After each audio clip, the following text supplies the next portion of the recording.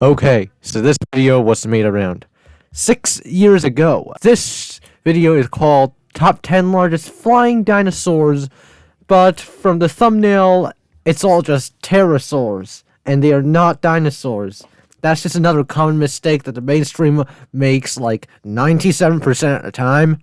Anyway, begin. Welcome to Mega Top 10s. Oh, it's a different narrator from the original guy. Interesting. In this video, we will explore the top 10 largest pterosaurs. See, you said that they are pterosaurs, and pterosaurs are not dinosaurs. So let's begin. Number 10. Santana-dactylus. This is probably based off an outdated list from Wikipedia, so I'm not going to complain about it. Santana-dactylus was a pterosaur that had little in common with Santa, save for the fact that they both fly. And Santa is just a whatever kid stuff. Peter Velnhofer estimated a wingspan of 2.9 to 5.7 meters. De Bisongy for Santana-dactylus brasiliensis had a wingspan of 6 meters.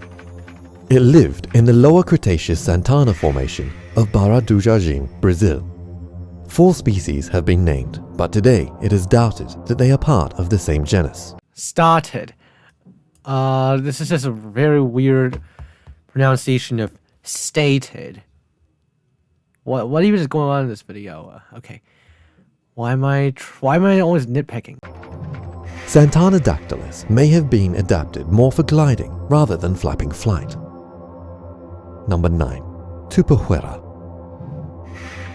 Tupahuera was a diurnal pterosaur that lived close to the sea and probably hunted fish. Although now it is considered that it is most likely a terrestrial omnivore or carnivore. The elaborate crest shows evidence of an extensive network of blood vessels. Although possibly for thermoregulation, a more likely scenario is that the blood produced a vivid color display. Study of different specimens has suggested that the crest got larger as the individual grew to indicate reproductive maturity, a common trait among crested pterosaurs.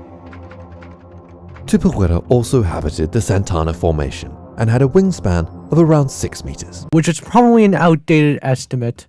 Now the largest specimens indicate a wingspan of 4.7 meters. Also, size is determined by mass, not wingspan when it comes to pterosaurs.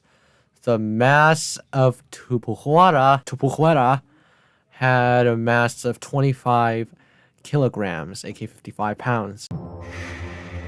Number 8. Pteranodon. The largest specimen of Pteranodon longiceps from the Niobrara Formation measured 6.25 meters. An even larger specimen is known from the Pierre Shale Formation with a wingspan of 7.25 meters, though this specimen may belong to the species Geosternbergia mesai. Obviously, this video is made in 2017, so I wouldn't be surprised if Geosternbergia was accepted. But now, as of 2023, it's now classified as Pteranodon sternbergii. Methods used to estimate the mass of large male Pteranodon specimens have been notoriously unreliable, producing estimates from 20 kilograms to as high as 93 kilograms. The wing shape of Pteranodon suggests that it would have flown rather like a modern-day albatross. At least this guy didn't notoriously call the Pteranodon a pterodactyl. Pterodactyl.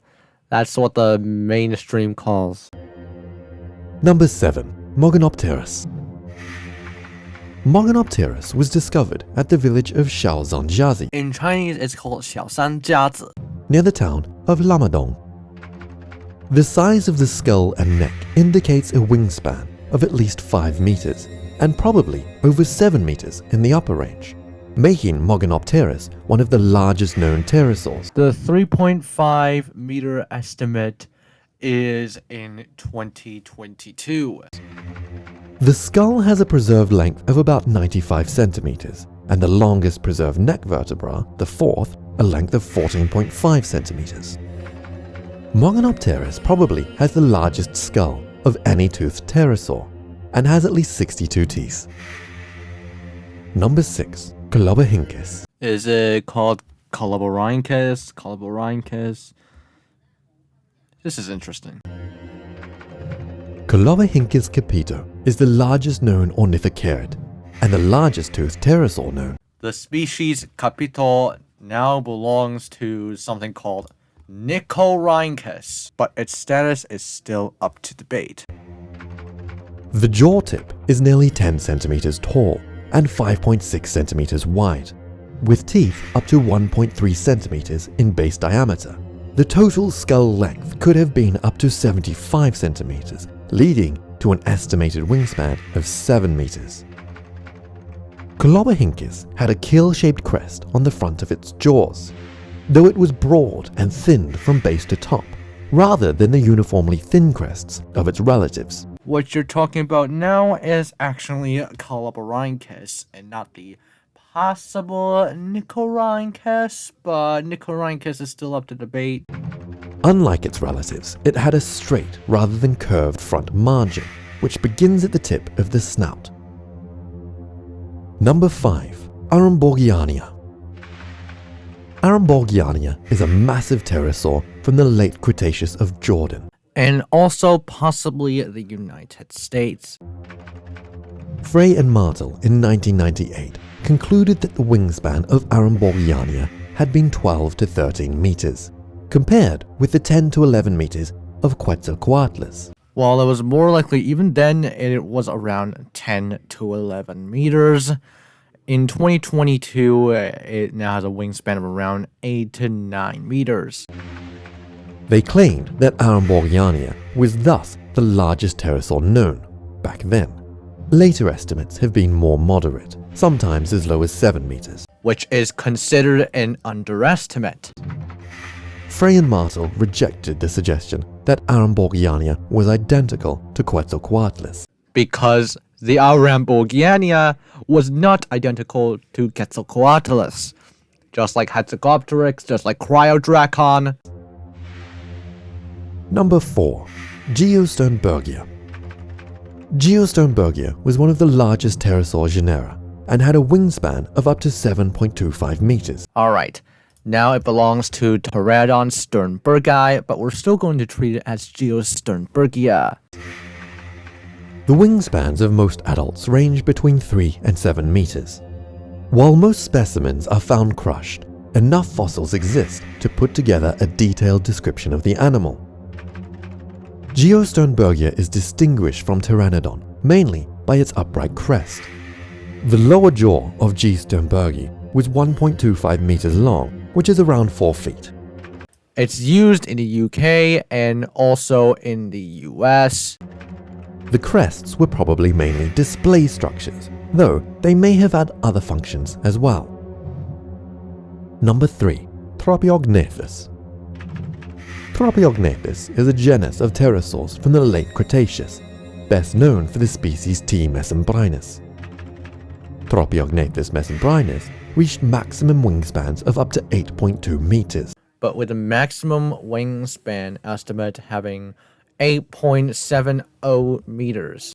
T. mesembrinus bore distinctive convex-keeled crests on its snout and underside of the lower jaws.